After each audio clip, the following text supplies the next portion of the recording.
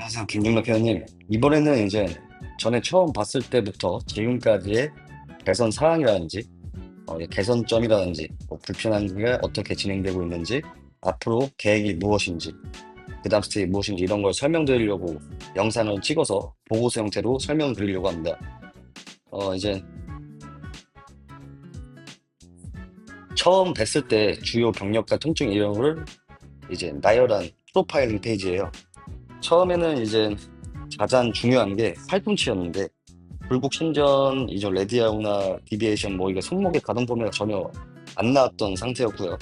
그리고 허리 척추불리증 이것도 되게 중요한 사항이었고 팔꿈치는 일상생활에 통증이 한 3, 4 정도 계속 유지된 거를 볼 수 있었고요.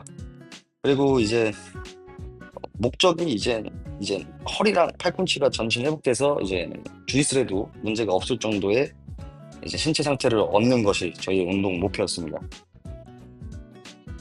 자, 다음 장부터는 이제 갑자기 뜬금없이 제가 뭐 설명을 드릴 건데요.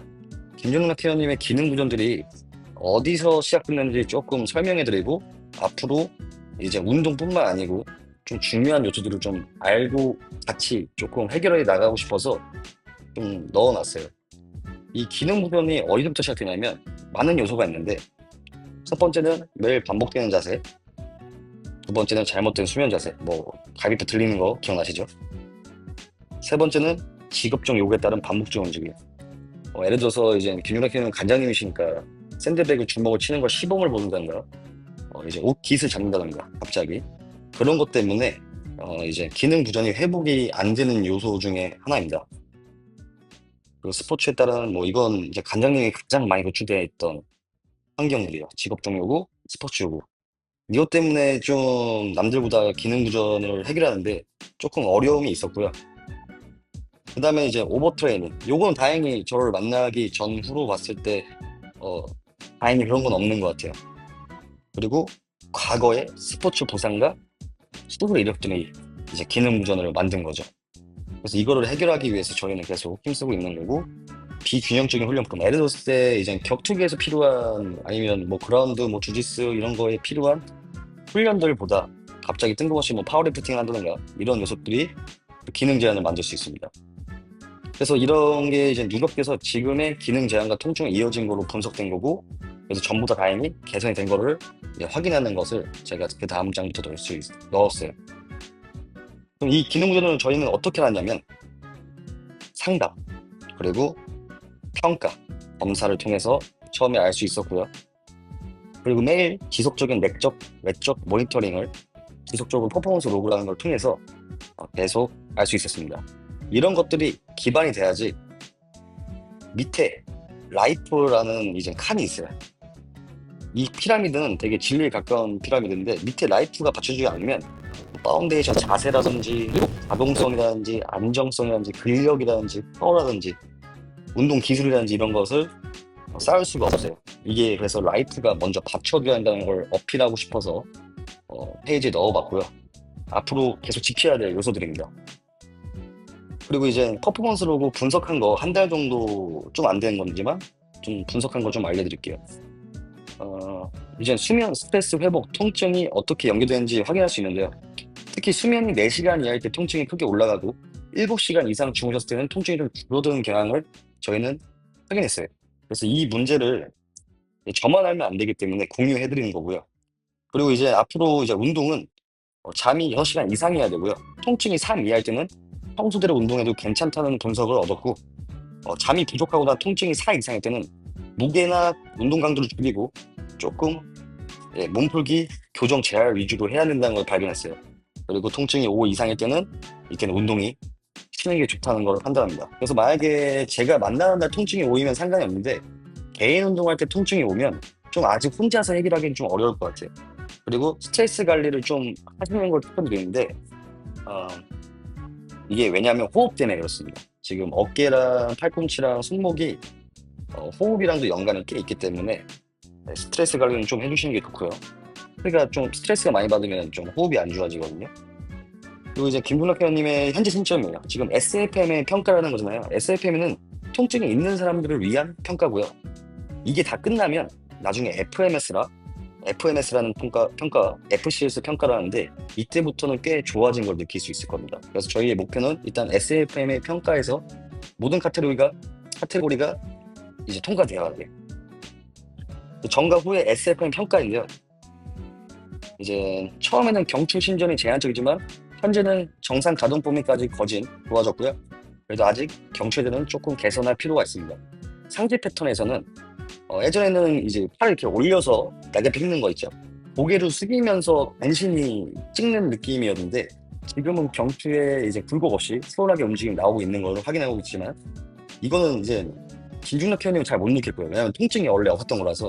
근데 이게 되게 중요한 키워입니다. 그게 회복돼야지 이제 팔꿈치랑도 연관이 되기 때문에.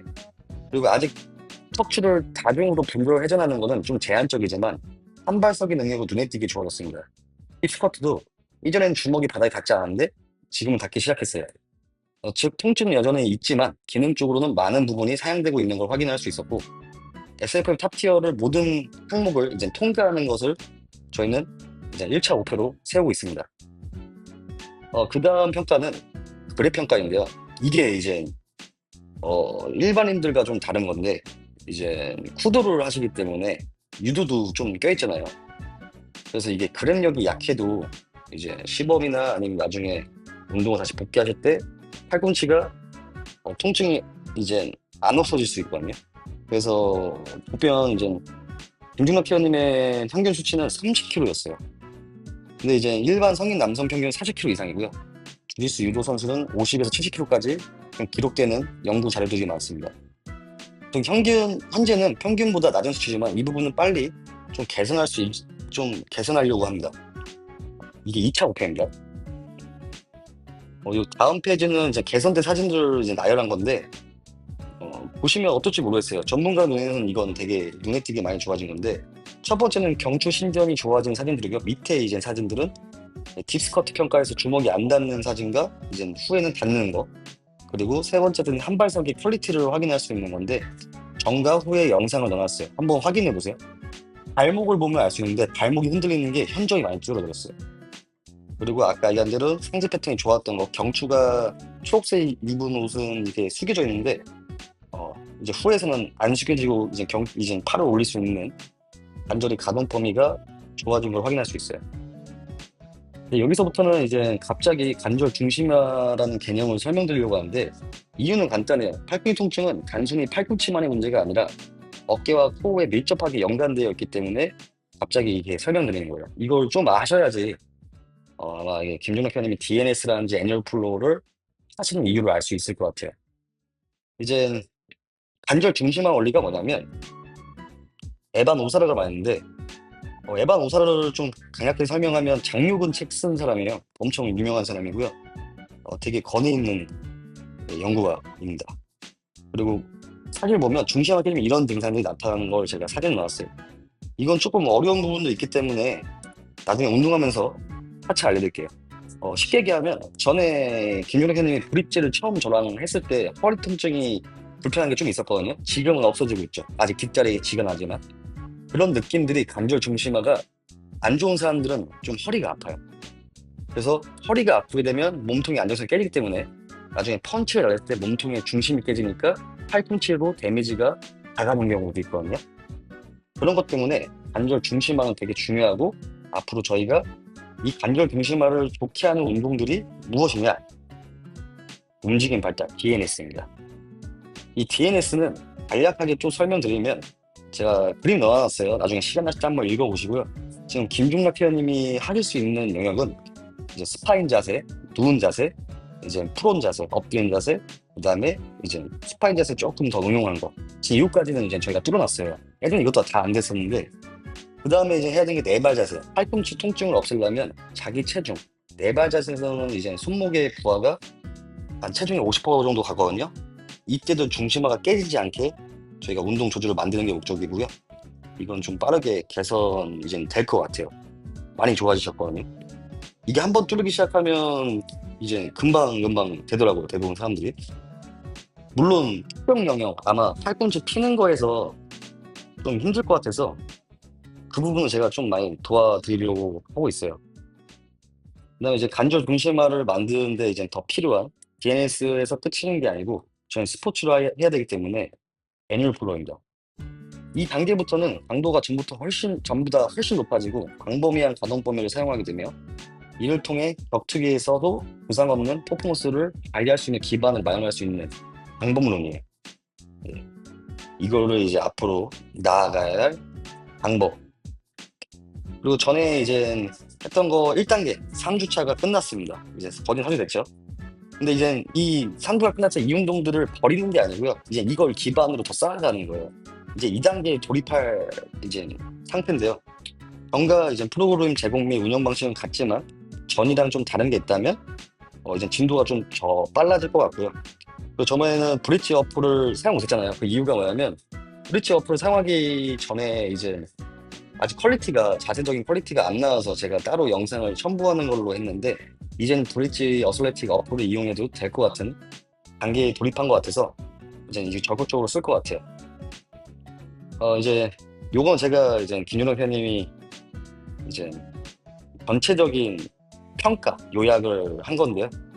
한번 이건 글을 한번 읽어주시고요. 정리하자면 이제 팔꿈치 통증은 아직 남아있지만 기능적으로 많은 개선이 이루어졌어요. 근데 이거는 솔직히 말해서 김종학 회원님이 이제 아직 통증에 본인은 대부분 전문가랑은 좀 시점이 다른 게 전문가들은 이게 좋아지고 있다라는 거를 알 수 있는 공부를 해왔잖아요. 근데 김종학 회원님은 솔직히 느끼는 건 아직 많지는 않을 것 같습니다. 왜냐하면 통증에 집중되는 경향이 있거든요. 대부분 사람들이. 그것 때문에 조금 아마 만족도는 저는 솔직한 얘기로 좀 떨어질 거라고 생각은 하고요. 그럼에도 이제 기초공사는 좀 착실히 진행된 단계라고 좀 볼 수 있습니다. 그래서 좀 조심할 거는 뭐냐면 지금 이 패턴들이 이제서야 이제 좀 쌓아가고 있는데 이게 지금 멈추면 다시 원점으로 돌아가기 때문에 다음 단계를 이제 빠르게 진행해야 하는 게 좀 추천드립니다. 2차 구성 이전 비용 및 안내인데 이것도 마찬가지로 전과 비슷합니다. 이번 보고서는 여기로 끝이고요. 또 한번 영상 봐보시고 궁금한 점 있으면 언제든지 연락 주세요. 그리고 제가 다음 주에 만약에 이제 재등록을 하게 되면 제가 다음 주에는 휴가라서 다다음 주부터 시작 가능할 것 같아요. 그 점 조금 양해 부탁드리고요. 오늘도 좋은 하루 되세요.